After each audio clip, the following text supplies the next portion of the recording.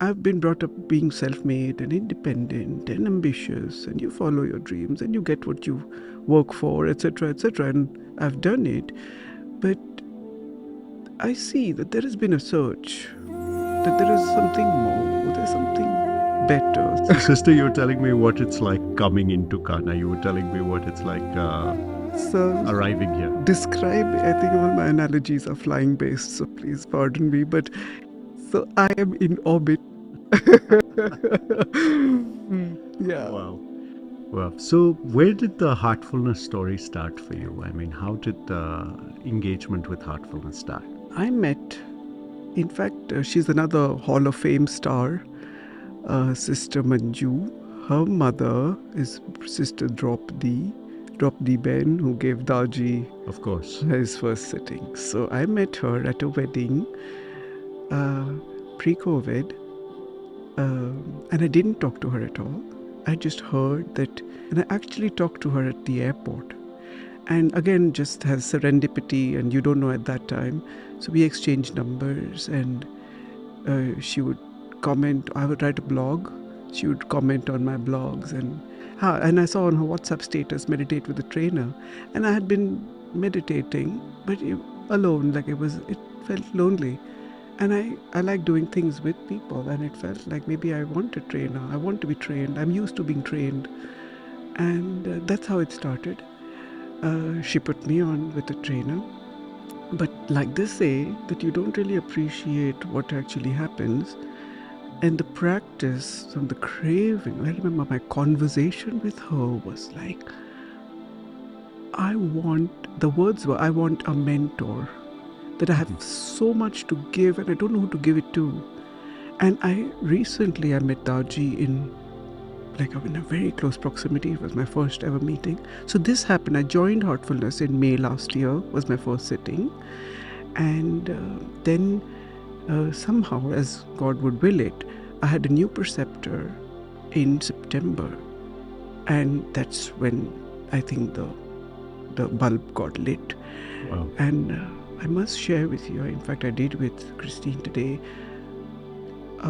the blog post that I wrote after my first sitting, which I count as September. After that I didn't want to print anymore, because it just became extraordinary thing for myself. And I said, if I write this for other people, it will not be all right. So I felt when I met Daaji that this is the person who I want to put in everything I have, and I've not found that person yet. And I've been in love before. This is extraordinary. So That's amazing. That is really amazing. And was there something in your childhood that you were attracted to meditation growing up? What was your attitude towards spirituality? actually, they say that you are always born, and you're born into. No, in my family, people don't do it, have not done it. We don't do a ritualistic prayer as well. Mm-hmm. But I think my father has struggled and become an khudar, jisko bolte hain, a self-made man. Mm-hmm. But that also comes with a healthy bout of ego, because that has to support the fact of self-made. So yeah, I've been brought up being self-made and independent and ambitious, and you follow your dreams and you get what you work for, etc., etc. And I've done it. But I see that there has been a search, that there is something more, there's something better.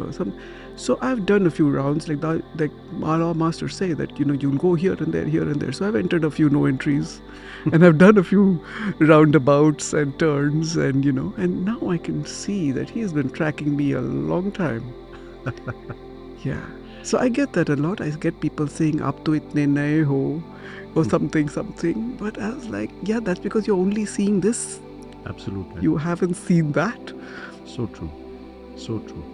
But as you mentioned, I mean, growing up, a lot of people have that, disillusionment, you could say, because there are so many,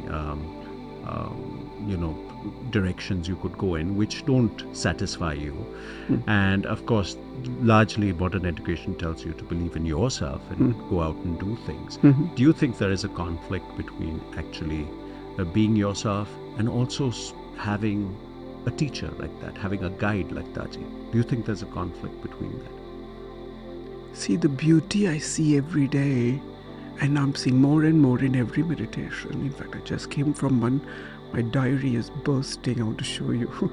But I find that he is so beautifully holding my hand and taking me inside my own master. So there is no conflict at all. He is the most selfless person who gains nothing, who gets nothing, and who only wants it for you. And he's sad that you don't want it enough. So for me, all those, like you said, conditioning of the grossness of the world, the fact that you see it means it's gone. When you don't, you're in the matrix when you don't see it. The moment you see it, it's not there anymore. So it's like that. So every day there is like that. I don't even know what to say. Paradox has become a normal for me. There is no conflict anymore. Yeah. Does that make sense? I guess the conflict is on the outside. When you're not part of the experience, you see the conflict. But now that you are part of the experience, the conflict has resolved itself within. Yeah, so actually the conflict was that my inner self was always pulling me, but the world was pulling me the other way. That was the conflict. So there was always some pull here, but there was always that pull there. And that's what took him so long to fit in the puzzle such that I'm able to do this without that pull. So he's done a lot of work. I can see it now.